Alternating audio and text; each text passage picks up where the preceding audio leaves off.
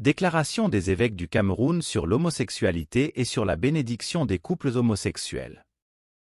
Face aux abus sémantiques destinés à fausser la valeur des réalités et le sens réel des notions de famille, de couple, de conjoint, de sexualité et de mariage.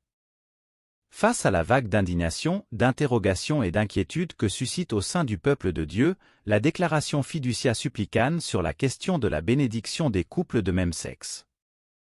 Pour la dignité humaine et le salut de l'humanité tout entière en Jésus-Christ. Nous, évêques du Cameroun, au sujet de l'homosexualité et de la bénédiction des couples homosexuels, déclarons unanimement ce qui suit. 1.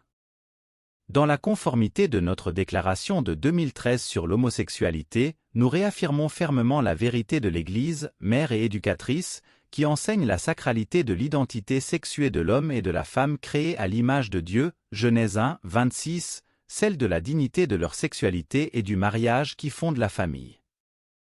La personne humaine est créée homme et femme, il les créa, Genèse 1, 26.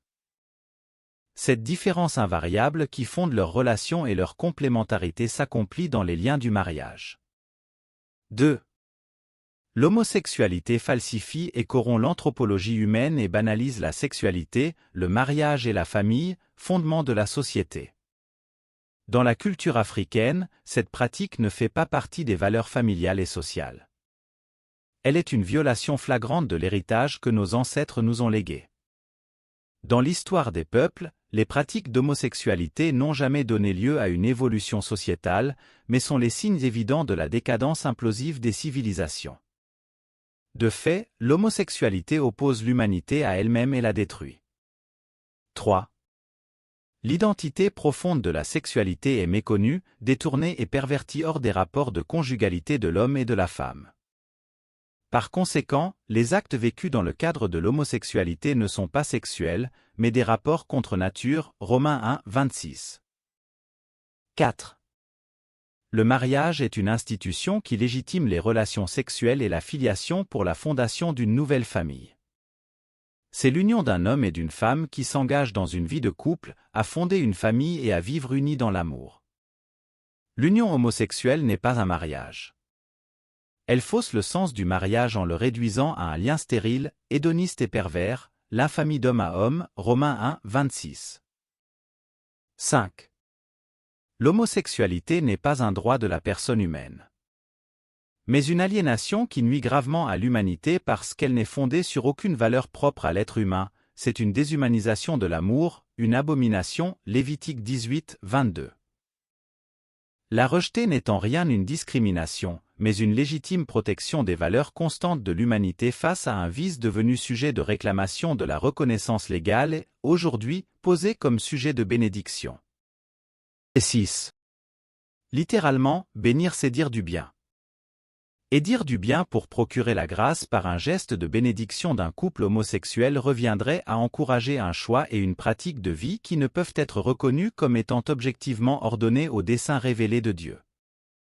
Bien plus, différencier le cadre liturgique du cadre non liturgique pour appliquer la bénédiction aux personnes de même sexe en couple relève d'un double langage hypocrite. Car, l'acte de bénédiction, qu'il soit posé en assemblée liturgique ou en privé, demeure une bénédiction. Nous déclarons donc non conforme toute forme de bénédiction en public ou en privé qui tend à reconnaître les couples homosexuels comme un état de vie.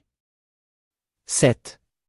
Fidèle à l'enseignement pérenne de la tradition ecclésiale qui déclare intrinsèquement désordonnés et contraires à la loi naturelle les actes d'homosexualité, Catéchisme de l'Église catholique numéro 2357, nous, évêques du Cameroun, réitérons notre désapprobation de l'homosexualité et des unions homosexuelles.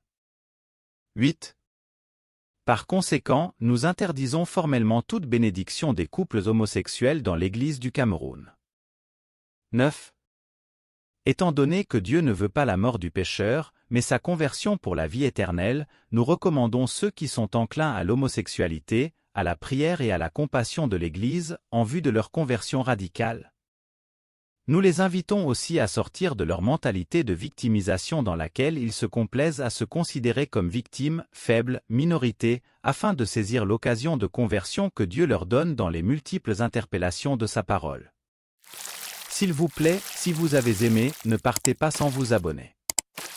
Abonnez-vous s'il vous plaît.